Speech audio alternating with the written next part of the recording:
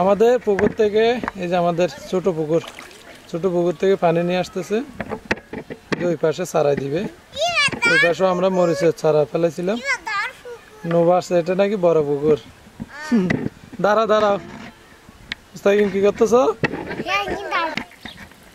এই যে আমাদের লাল শাক, তারপর ওই পাশে মূলা শাক, যে বীজগুলো অন্য ছিটাই দিছিল, এগুলো কিন্তু বড় হয়ে গেছে মাশাআল্লাহ। এই যে মাশাআল্লাহ দেখেন লাল শাক, এই যে এগুলো কিন্তু অন্যের জন্য সুন্দর কম হয়েছে। অন্য ছিটাই ছিল বেশি ঘন হয়েছে, আল্লাহ বেশি দিছে দেখেন, অনেক ঘন হয়েছে। মূলত এগুলো এত বেশি দিয়েছ, ওই গলি সিরিকি দেখে না লাল শাক বেশি দিলে গলি তুমি বলে যাও, মূলা শাক বেশি দিলে ওই গাছ সিরিকি দেখে না হদি না জানি পড়িব ইনা একে সিট কামার জিলাম দো। আর এই পাশে এটা হচ্ছে তিতকরালার পাশে যেগুলো হচ্ছে এগুলো হচ্ছে বাহার পাতার কয়েকটা ইয়া পড়ছিল, ধনিয়া পাতার, যে এগুলো বরসিম। এটা তিতকরালা, এটা বরসিম, এটা মূলা শাক। মাশাআল্লাহ সবকিছু আস্তে আস্তে খাইতে পারবে, বড় হয়ে যাচ্ছে। কিন্তু এটা তো এগুলো না দিলাম দে। আর এই যে ধনিয়া পাতা দেখেন, ধনিয়া পাতা বড় হচ্ছে। এগুলো সাথে কিন্তু আবার এই পাশের গুলো বড় হয়েছে ধনিয়া পাতা। এই যে দেখেন, এগুলো 2 দিন আগে দিছিলাম তো, এই যে দেখেন বড় পাতা জ্বালাচ্ছে আস্তে আস্তে।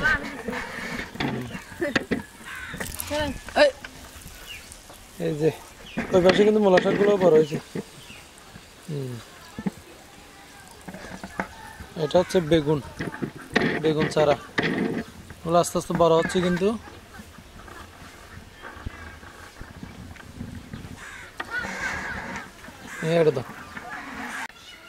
মাশাআল্লাহ আমাদের খেতে কিন্তু অনেকগুলো শাক সবজিতে পড়ে গেছে। এই যে দেখেন আমাদের মূলা শাকের, এই যে মূলা শাকের ক্ষেত দেখেন, বিকালবেলা কিন্তু একটু পানি দিচ্ছে, দেখি বেশি দিও না। আবার এই যে এটাও মূলা শাক কিন্তু অনেক সুন্দরভাবে গজা গেছে দেখেন।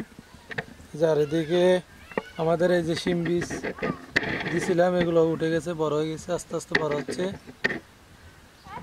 আস্তে আস্তে কিন্তু আরো বেশি হয়ে যাবে আমাদের এখানে, সবকিছু ভালো হবে। এই যে বেশি এখানে আমরা এই যে আটিতে দিচ্ছি, এটা হচ্ছে টমেটোর আটি, টমেটোর বীজ রোপণ।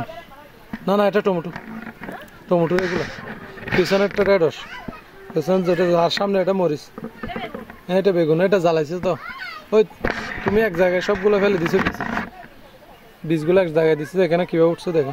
আর এগুলো হচ্ছে মরিচের বীজ দেখেন, আস্তে আস্তে এই যে উঠতেছে, কেমন দেখা যাচ্ছে কিন্তু যায় না। এই যে ভালো উঠতেছে কিন্তু দেখেন, দেখেন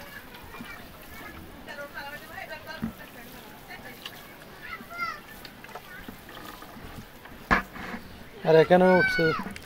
এই দেখো বেগুনের, এগুলো হচ্ছে টমেটো, এই যে এগুলো টমেটো নিয়ে পাতা বড় দেখো।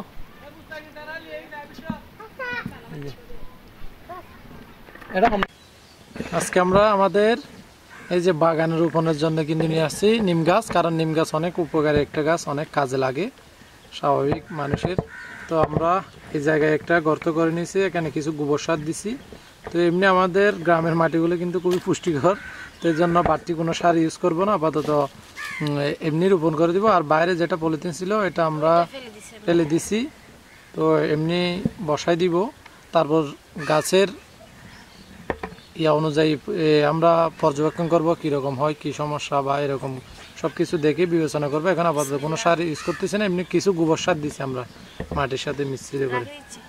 সমস্যা নাই, অন্য এই যে রোপণ করতেছে। কারণ নিম গাছ কিন্তু অনেক উপকারী একটা গাছ, কারণ চুলকানি, বিশেষ করে আমি এই গাছটার কথা মনে পড়ে কখন জানো, বাচ্চাদের খুবই অ্যালার্জি হয়েছে, মানে চুলকানি। তো চুলকানির ক্ষেত্রেও নিম গাছের পাতা দিয়ে যদি ভালোভাবে সিদ্ধ করে গোসল করলেও হয় বা লাগানোও যায় অনেক ক্ষেত্রে দেখলাম, বা অনেক ডাক্তারের পর। না আরেকটু ছোটো করো, গোবর সার দিচ্ছে অন্য। এমনি আমি কিন্তু নিচেও দিছি, নিচে কিছু 1 লেয়ার পর্যন্ত মাটিতে মিশ্রিত করে দিয়ে দিছি, এখন আর একটু দিচ্ছে, ধাপে ধাপে দিচ্ছে আর কি। তো এমনি কোনো সার ইউজ করতেছি না আমরা।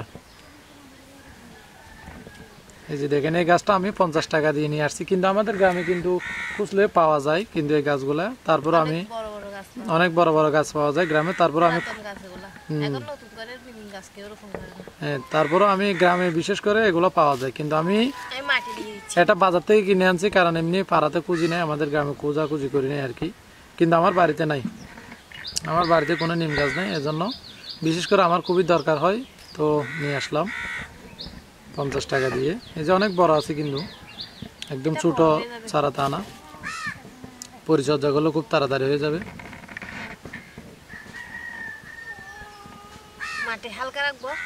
হালকা হালকা।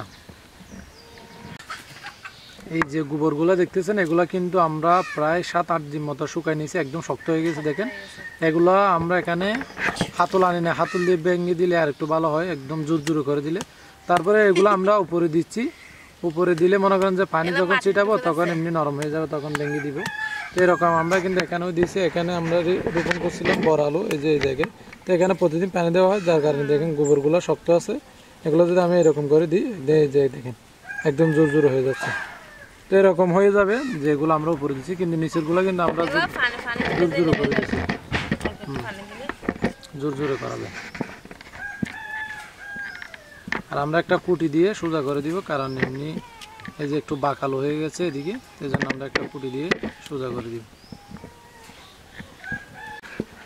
আজকে দেখেন আমরা আমাদের বাগানে কিন্তু রোপণ করতেছি কমলা চারা।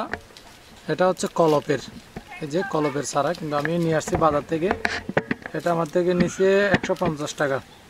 এই যে এখানে মাঝখানে কলপ আছে, দেখা যাচ্ছে কিনা জানি না। এই যে মাঝখানে খেয়াল করলে দেখা যাবে এই যে কলপের চারা।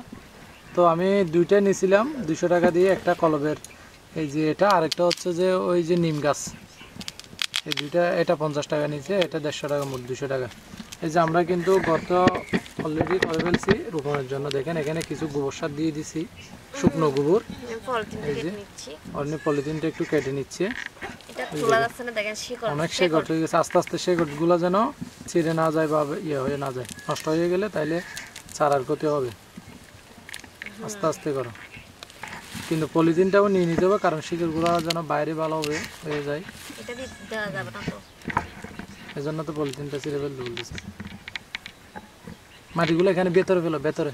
হ্যাঁ, এখানে রেখে করো, এখানে।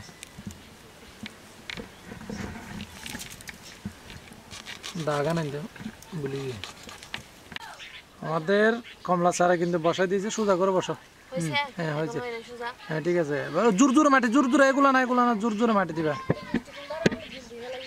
হ্যাঁ জোর জোরে মাটি, জোর জোরে মাটি, জোর জোরে। ওই তোমার পেছনে, তোমার পেছনে শুকনো শুকনো জোর জোর, ওই যে ওইখান থেকে দাও, এগুলো শুকো। হ্যাঁ তো জোর জোরে মাটিগুলো এই যে গাছের গোড়ায় দিয়ে দিচ্ছি।